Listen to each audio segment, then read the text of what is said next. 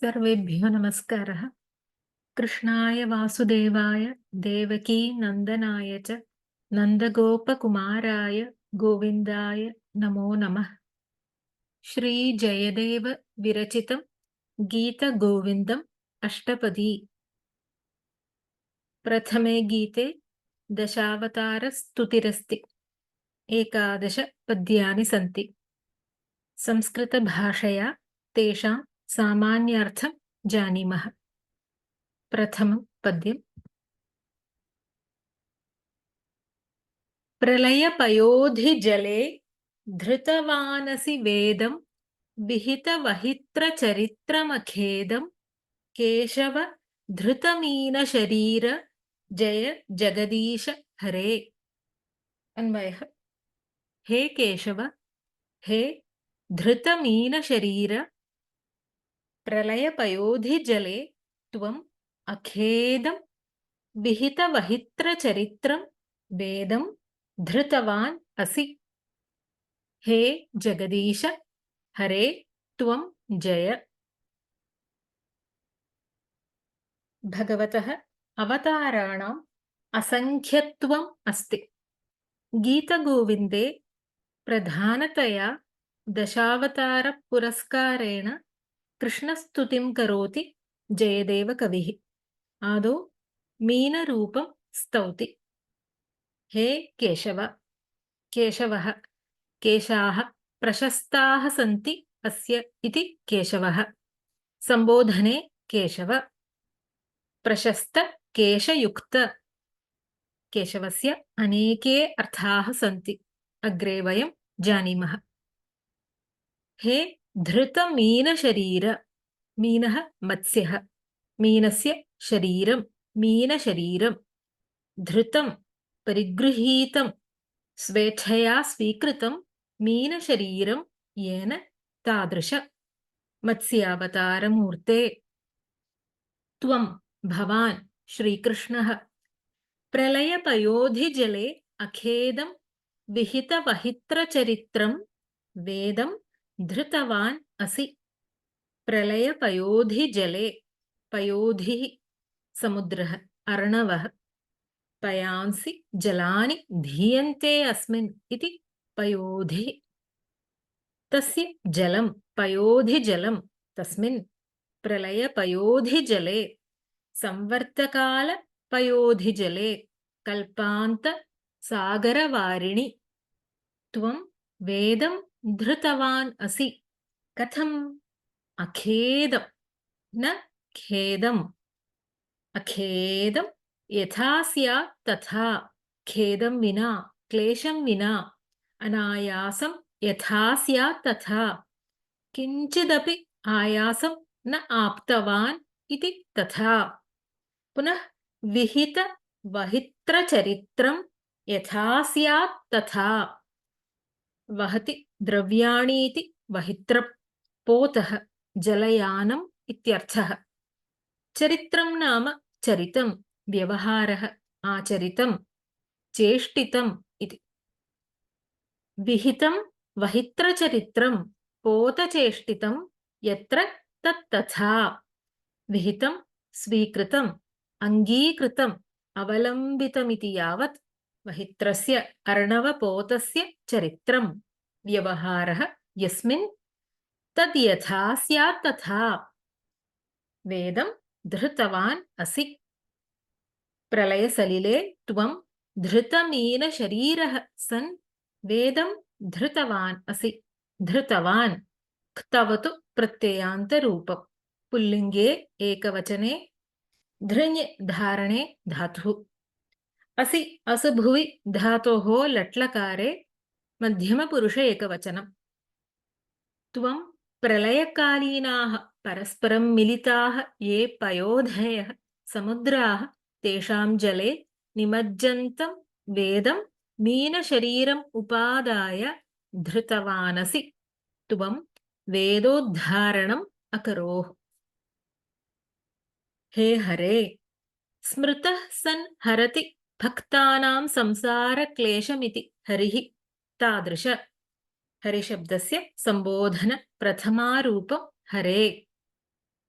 हे जगदीश जगतां चतुर्दश भुवनानाम् ईशः प्रभुः तथाविध जगन्ति ईष्टे नियमयतीति जगदीशः सम्बुद्धौ हे जगदीश केशव जगदीश हरे इति सम्बोधनत्रयम् आदरातिशयद्योतनार्थं सर्वेषु पद्येषु अनुवर्तते।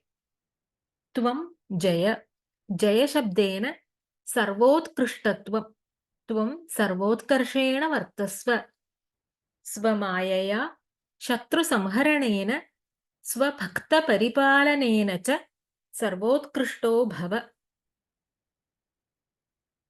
निद्रोन्मुखस्य ब्रह्मणः मुखतः निःसृतान् वेदान् असुरः हयग्रीवः अहरत्।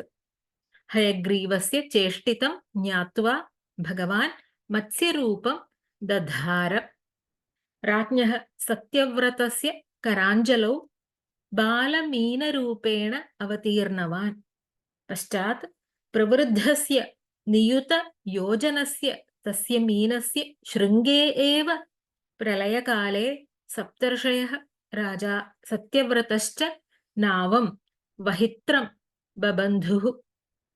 आकृष्टनौकः भगवान् मत्स्यमूर्तिः कल्पावसाने हयग्रीवम् असुरं निपात्य वेदान् गृहीत्वा विरिञ्चये दत्तवान् इति मत्स्यावतार संक्षेपः। हे केशव स्वीकृत मत्स्यकलेबर त्वं कल्पान्तसागरसलिले विहितवहित्रचरित्रम् अखेदं वेदं रक्षितवानसि। अतः हे जगदीश हे हरे त्वं सर्वोत्कर्षेण वर्तस्व। प्रलयपयोधिजले धृतवानसि वेदं विहितवहित्रचरित्रमखेदं केशव धृतमीनशरीर जय जगदीश हरे। द्वितीयम् क्षितिरतिविपुलतरे तव तिष्ठति पृष्ठे धरणिधरणकिणचक्रगरिष्ठे केशव धृतकच्छपरूप जय जगदीश हरे। अन्वय हे केशव हे धृतकच्छपरूप क्षितिः तव अतिविपुलतरे धरणिधरणकिणचक्रगरिष्ठे पृष्ठे तिष्ठति। हे जगदीश हरे त्वं जय। कच्छपरूपं स्तौति कूर्मावतार स्तुतिरस्ति। हे केशव केशिवधात् वा केशवः यस्मात् त्वया एष दुष्टात्मा हतः केशी जनार्दन तस्मात् केशवनाम्ना त्वं लोके ज्ञेयो भविष्यसि इति विष्णुपुराणे। हे धृतकच्छपरूप कच्छपस्य रूपं कच्छपरूपं धृतं कच्छपरूपं येन तादृश। कूर्मे कमठकच्छपौ इति अमरे स्वीकृत कच्छपविग्रह। ननु कच्छपरूपं किमर्थं स्वीकृतम् इत्यत आह क्षितिः तिष्ठति। कुत्र तिष्ठति? पृष्ठे। कस्य पृष्ठे? तव। कीदृशे पृष्ठे? अति विपुलतरे। पुनः कीदृशे पृष्ठे? धरणिधरणकिणचक्रगरिष्ठे। क्षितिः मेदिनी पृथिवी तव श्रीकृष्णस्य विष्णोः अतिविपुलतरे पृष्ठे तिष्ठति। अतिविपुलतरे पृष्ठे अतीव विशाले अतिक्रान्तं विपुलतरं तस्मिन्। ननु महती विस्तृता पृथिवी भगवतः पृष्ठे कथं स्थिता इत्यत आह अतिविपुलतरे इति। अतिशयेन पृथिवी अपेक्षया अधिकविस्तीर्णे पृष्ठे। धरणिधरणकिणचक्रगरिष्ठे पृष्ठे। धरणिः भूमिः धरणं वहनं किणः शुष्कव्रणं घर्षणेन जातः चिह्नः किणचक्रं किणसमूहः अतिशयेन गुरुः गरिष्ठम् इष्ठन् प्रत्ययान्तः शब्दः धरण्याः धरणेन वहनेन यत् किणचक्रं कठिनीभूत त्वक् समूहः तेन गरिष्ठे स्वदृढे धरणिधरणेन हेतुना जातं यत् किणचक्रं तेन गरिष्ठे गौरवयुक्ते पृष्ठे क्षितिः तिष्ठति इति देहस्य पश्चाद्भागः पृष्ठम् अत्र क्षितिः इत्युक्तं चेदपि मन्दरपर्वतः इति बोध्यः समुद्रमथनसमये भाराधिक्यात् क्षीराब्धौ निमग्नं मन्दरपर्वतं भगवान् कूर्मरूपं धृत्वा उन्निनाय अन्यथापि कच्छपरूपस्य भगवतः पृष्ठे एव सर्वदा पृथिव्याः अवस्थानमिति प्रसिद्धिरस्ति हे जगदीश जगत्कारणमूर्ते हे हरे त्वं जय सर्वोत्कर्षेण वर्तस्व हे केशव धृतकच्छपरूप तव पृष्ठभागे पृथिवी तिष्ठति किं भूते अति विपुलतरे धरणिधरणकिण चक्रगरिष्ठे जगदीश हरे त्वं जय क्षितिरतिविपुलतरे तव तिष्ठति पृष्ठे धरणिधरणकिण चक्रगरिष्ठे केशव धृतकच्छपरूप जय जगदीश हरे तृतीयं वसति दशनशिखरे धरणी तव लग्ना शशिनि कलङ्ककलेव निमग्ना केशव धृतशूकररूप जय जगदीश हरे अन्वय हे केशव हे धृतशूकररूप तव दशनशिखरे लग्ना धरणी शशिनि निमग्ना कलङ्ककला इव वसति हे जगदीश हरे जय अथ वराहावतारः हे केशव कश्च अश्च ईशश्च त्रिमूर्तयः केशाः ते यद्वशे वर्तन्ते सः केशवः धृतशूकररूप सूकररूप इत्यपि पाठभेदः वराहः सूकरो घृष्टिः कोलः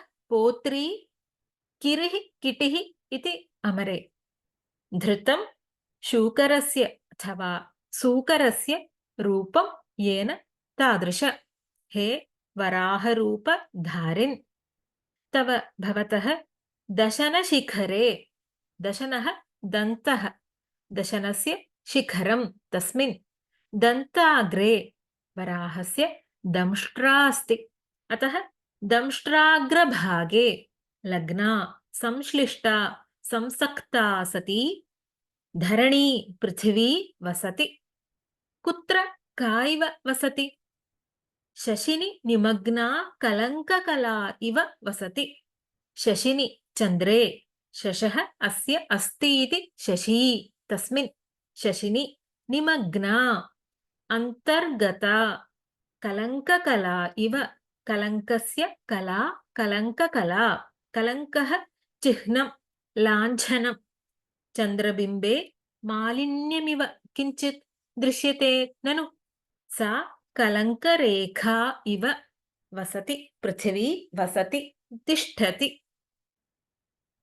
चन्द्रमसि निमग्ना कलङ्ककला इव लाञ्छनलेशः इव पृथिवी वराहमूर्तेः दन्ताग्रे दृश्यते दंष्ट्रायाः दीर्घतया वक्रतया शुभ्रतया च बालचन्द्रेण सह सादृश्यं कल्पयति अनेन वराहमूर्तेः दंष्ट्रायाः महत्त्वं तदपेक्षया धरण्याः अतिसूक्ष्मत्वं च द्योतितम् हिरण्याक्षेण रसातलान्ते संवेशितां धरां वराहमूर्तिः सलीलं दंष्ट्राङ्कुरेण सागरात् उद्धृतवान् पश्चात् दैत्यं हिरण्याक्षं पातितवान् च हे केशव हे स्वीकृत वराहविग्रह तव दन्ताग्रे अवस्थिता पृथिवी चन्द्रबिम्बे निमग्ना कलङ्करेखा इव अवतिष्ठते। हे जगदीश हरे त्वं जय। वसति दशनशिखरे धरणी तव लग्ना शशिनि कलङ्ककलेव निमग्ना केशव धृतशूकररूप जय जगदीश हरे। चतुर्थम् तव करकमलवरे नखमद्भुतशृङ्गं दलितहिरण्यकशिपुतनुभृङ्गं केशव धृतनरहरिरूप जय जगदीश हरे। अन्वयः हे केशव हे धृतनरहरिरूप तव करकमलवरे अद्भुतशृङ्गं दलितहिरण्यकशिपुतनुभृङ्गं नखं शोभते। हे जगदीश हरे जय। नृसिंहरूपं स्तौति। हे केशव हे धृतनरहरिरूप नरश्च असौ हरिश्च नरहरिः। हरिशब्दस्य बहवो अर्थाः सन्ति। सिंहः इत्यर्थः अत्र।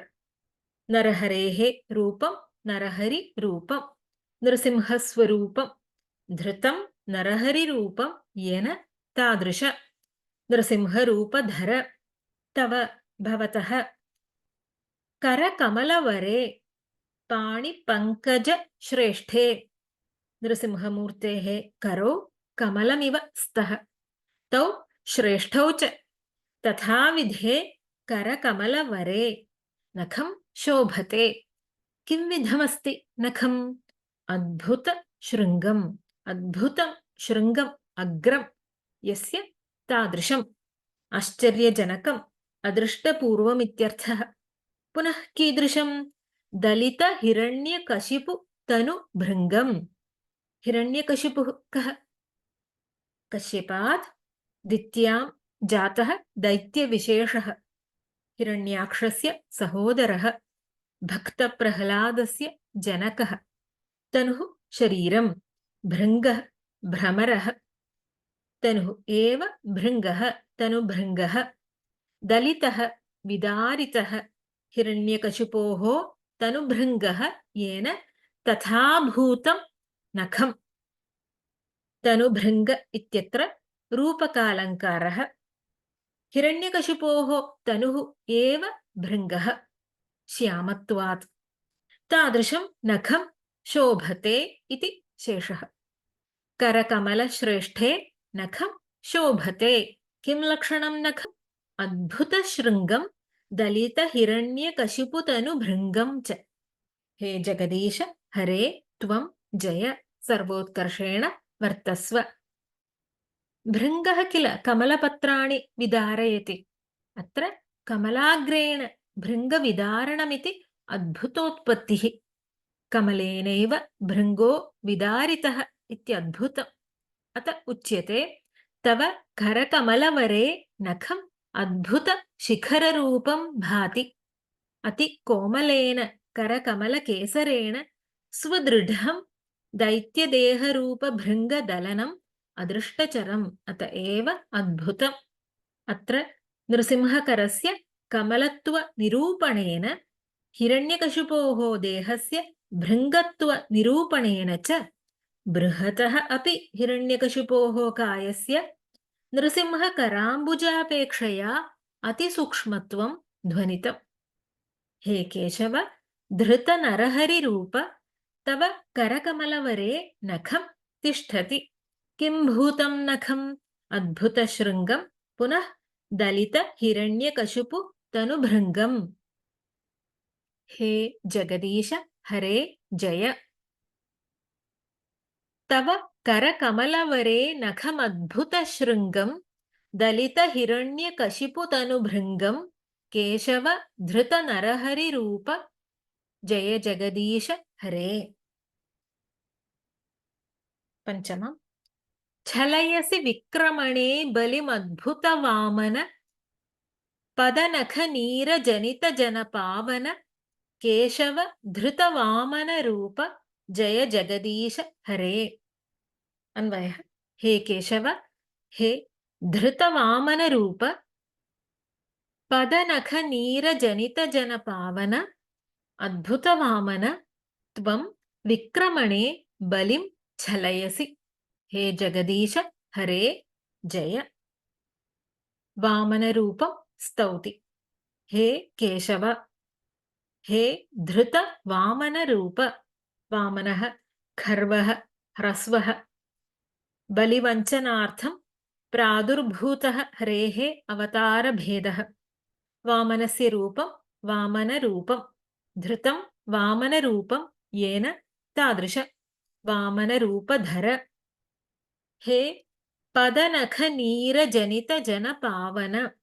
पदस्य नखाः, तेषां नीरं जलं तेन जनितम् उत्पादितं जनपावनं, जनानां पवित्रीभावः येन तथाविध। पदनखनीरेण जनितं जनपावनं येन तथाविध। पदनखसम्बन्धि यन्नीरं गङ्गाजलं, पदनखोद्भूतेन गङ्गाजलेन जनानां पवित्रता येन उत्पादिता तादृश। हे अद्भुतवामन, अपूर्ववामनमूर्ते। वामनः वटुः चेदपि महिमातिशयात् आश्चर्यत्वं। हे आश्चर्यवामन, त्वं विक्रमणे बलिं छलयसि। विक्रमणे, विक्रमत्रयकरणे, पादत्रयेन त्रिभुवनाक्रमणे, बलिं दानवपतिम् अतिदातृत्वगर्विणं बलिमहाराजं छलयसि, प्रतारयसि, वञ्चयसे। हे अद्भुतवामन, त्वं बलिं दानवं छलयसि। कस्मिन् विषये? विक्रमणे। भगवान् उपेन्द्रो वामनरूपं गृहीत्वा बलेः सकाशात् पदत्रयमितां भूमिं प्रार्थितवान्। प्रवृद्धमानेन तेन वामनेन एकेन पदेन भूलोकः क्रान्तः, द्वितीयेन पदेन स्वर्लोकः क्रान्तः। तदा प्रोन्नमितं भगवतः चरणाङ्गुष्ठनखाग्रं ब्रह्मदेवः कमण्डलुजलैः असिचत्। तत् कमण्डलुजलमेव उरुक्रमस्य पादावनेजनपवित्रतया स्वर्धुनि स्वर्गङ्गा अभूत्। नभसि पतती सा गङ्गा लोकत्रयं पवित्रीकरोति। तृतीयाय पदाय कुत्रापि स्थानं न आसीत्, अतः तृतीयं पदं मम शिरसि कुरु इति बलिः उवाच। सम्प्रीतेन भगवता त्रिविक्रमेण इन्द्रः भविता इति अनुगृहीतः बलिः असुरैः सह सुतलं विवेश। एवं वामनमूर्तिः महीं बलेः भिक्षित्वा शत्रुभिः असुरैः हृतं स्वर्गलोकं महेन्द्राय ददौ इति संक्षेपः। हे जगदीश, हरे त्वं जय। छलयसि विक्रमणे बलिमद्भुतवामन, पदनखनीरजनितजनपावन, केशव धृतवामनरूप, जय जगदीश हरे। दशाकृतिकृते कृष्णाय तुभ्यं नमः। ॐ सर्वे भवन्तु सुखिनः, सर्वे सन्तु निरामयाः, सर्वे भद्राणि पश्यन्तु, मा कश्चित् दुःखभाग् भवेत्। ॐ शान्ति शान्ति शान्तिः। हरिः ॐ श्रीगुरुभ्यो नमः।